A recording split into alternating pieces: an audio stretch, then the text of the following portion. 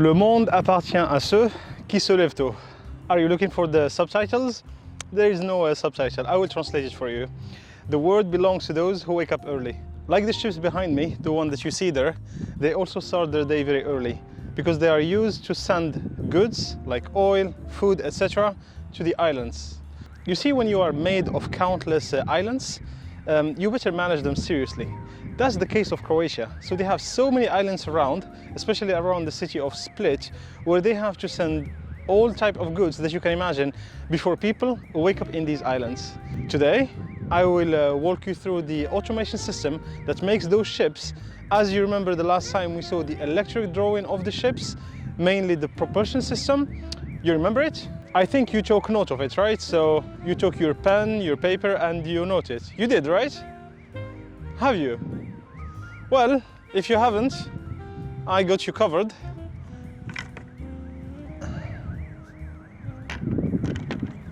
I still have it here for you. But you promise next time you will take note of it, right? So, as you remember the last time we saw the electric drawing of the propulsion system, we saw the power plant made of the different, what you call the DG, so diesel generator. So the diesel is this part, the generator is here. The aim of this part is to produce electricity. Then the ultimate aim is to rotate the machine, provide electricity to the machine, and electricity that we can control in terms of amplitude of the voltage and frequency. And to do so, we have all these beautiful people here made of transformer, diode bridge, inverter, DC link, obviously cables and some other inductance. So today I will focus only on one, since they are the same, and we will focus on the automation system that controls these electric equipments. The control automation system is duplicated 4 times. It is not always the case. Sometimes you have only one controller managing both half converter, but as you could see, these half converters are isolated by motorized switch, the one that you see here at the end. That means each half converter is totally independent, in the sense that if I lose this side, not only the electric side, but also the automation side, I should be capable of continuing the operation with the other half converter. Therefore, I should avoid to create common points, which means a common controller for both converters, right? So that's why each half converter will have its own control and automation system, and that is the topic of today. So grab your pen, your paper, and let's do it.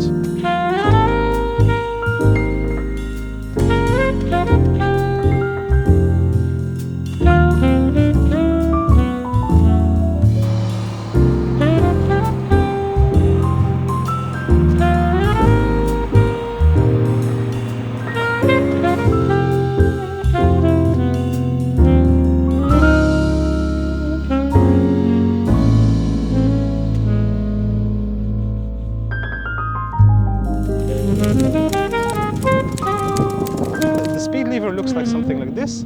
So let's just... So this is the speed lever. The captain is here. Should we write him in green? Okay. Hope it's not gonna make the captains angry, like Mr. Hulk. No, this drawing will make them angry. Okay, so this is the captain, says, I want to accelerate, right? So that's the first action. Now the question, how to get this information, how to go from I want to accelerate, like a hand movement made by the captain, to a propulsion that is rotating to the speed that the captain was.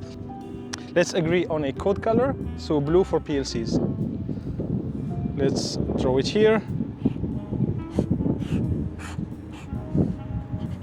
So there is the PLC.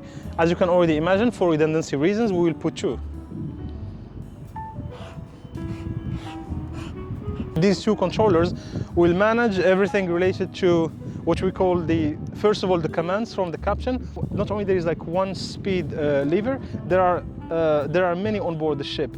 There are like in the wheelhouse, in the ECR, in the electric room. All of these acquisition of these speed levers that can come from so many places, and obviously at every single moment you only want to have like one active station. You don't want to have a captain accelerating and someone in the electric deck decelerating, for example. So the management of all the priorities of the command stations, all of these aspects are managed here in these 2 controllers. We will call them process controllers, okay? So I will write PR, this one PR1, this one PR2 PLCs, okay? Once you draw a controller, the next step you can imagine is communication between these controllers. And again, here we have redundant network.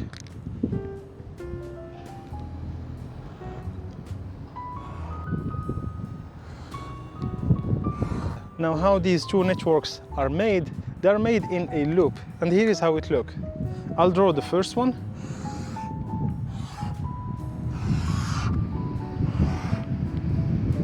And I'll draw the second one.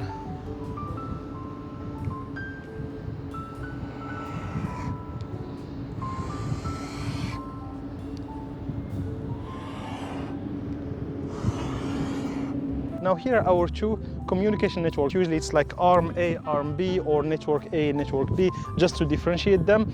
They have the same role, they are redundant. What is the role they have?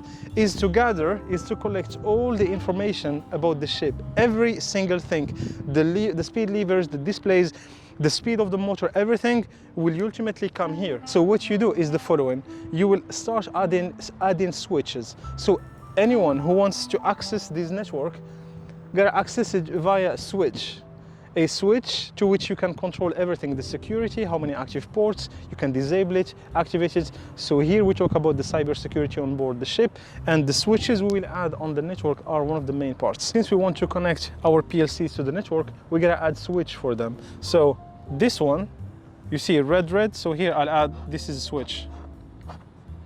This PLC will access the network, let's call it A. This is network A, this is network B. Okay? So this PLC will access it via this switch. Same goes to the other one.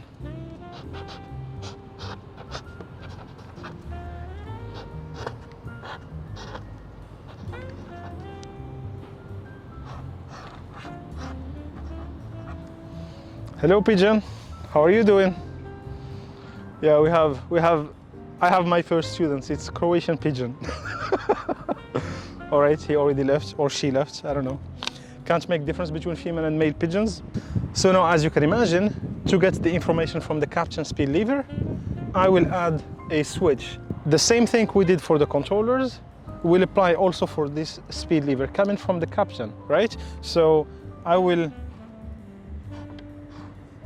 put a switch here, and I will put a switch here. But again, the switch is still an RJ45 input. Like when you look at it, it has like optical fibers or RJ45 input, for example.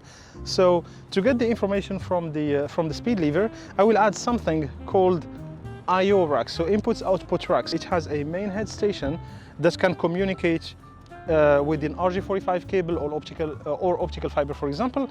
And to that head station, you can add as many input/output cards as you want. So again, for redundancy reasons, we will have two racks, right?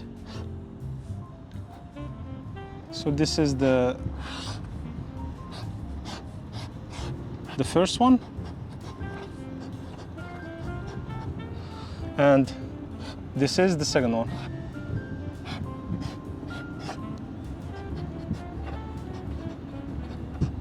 The beautiful part about this is that now I can take the captain speed reference into this rack, giving the information to the network A, and for redundancy reason, I will get the same signal here. So obviously when you buy your speed lever, you gotta buy a speed lever that has two outputs. So you can communicate with two different I/O racks, which mean two different networks. If you lose this network, the entire B network, for whatever reason, you still have the information, the speed captain reference coming from the other network.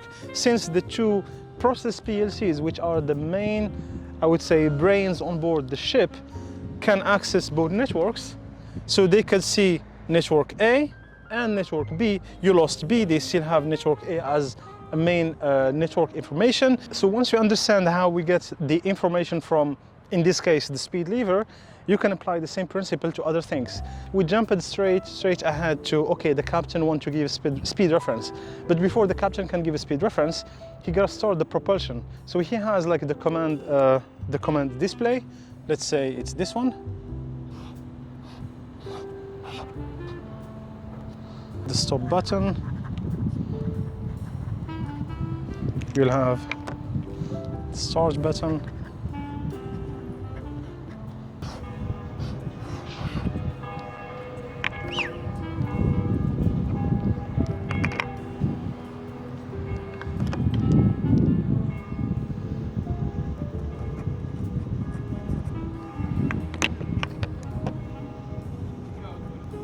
Once we have connected one control to this rack, I will do the same thing, but I will duplicate the control command and I will connect it to the second rack. Now, once you manage the displays and everything, you still gotta communicate with the propulsion. So these are like the motor, the transformer. So same thing, the controllers that manage the electric motor. So this part, we call it I would say the closed control, right? So that part will also be managed by PLC.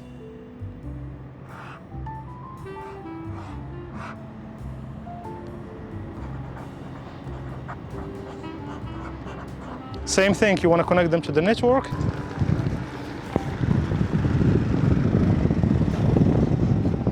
We'll add a switch for these two on this network, and these two will add them switch here. Red goes with red.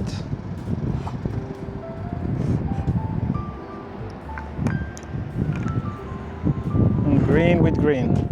This is just the network architecture, but really a basic one. And as you could see, it quickly has so many components in it, right? So imagine the final real one of a ship. It quickly becomes big. Maybe I'll need 4 or 5 boards like this to draw the entire one. But let's try to separate the different parts. This one,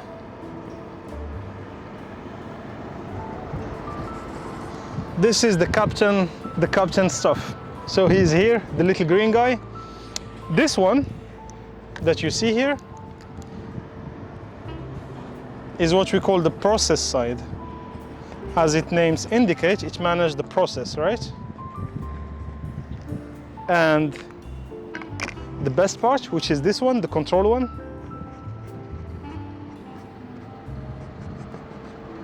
is the side that manages the closed command, the closed control of the machine and the entire electric propulsion system.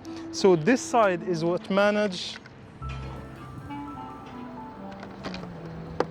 this, truly like in a closed manner, which means it will gather the inputs, outputs, it will release the commands of the converter. The converter is made of IGBTs, for example. So these are like power electronics. You will need to turn them on, turn them off. Who is gonna do this job of monitoring closely and controlling closely the hardware side, which is the heart of the ship, is this one. This part. This part doesn't do it. This part will still expect the vital information from the control side in terms of voltage, current, etc. But it will not communicate, neither act directly on the heart of the ship, which is the control, which is the electric propulsion system made of the motor, the converter, etc.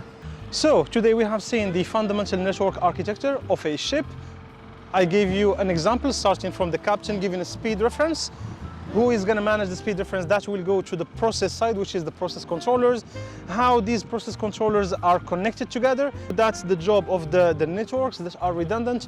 Network A, B, that we call arm A, arm B.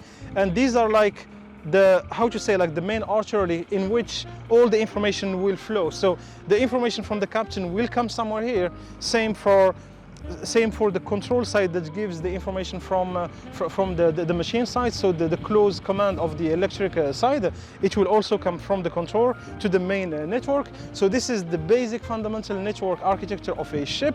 The next time what we will see, we will continue our way down. You remember we said that this side controls the machine. I did not draw anything, so here I will write